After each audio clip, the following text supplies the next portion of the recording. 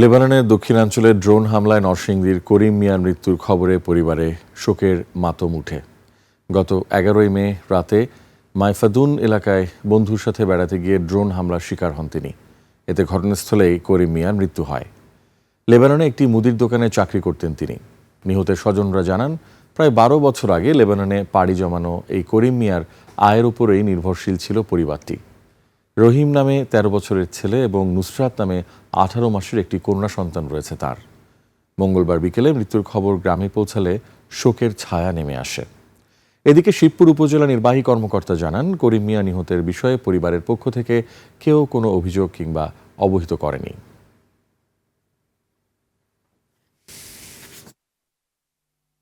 একজনে কয় মানে গাড়ির মধ্যে বোম পালাইছে, আরেকজনে কয় যে বাসাত আসিল বাসাত বোম পালাইছে, অন্ত শিওর নাই। কারণ বক্তব্য দেখেন, আপনি মনে শক্ত করেন, আপনার স্বামী মারা গেছে।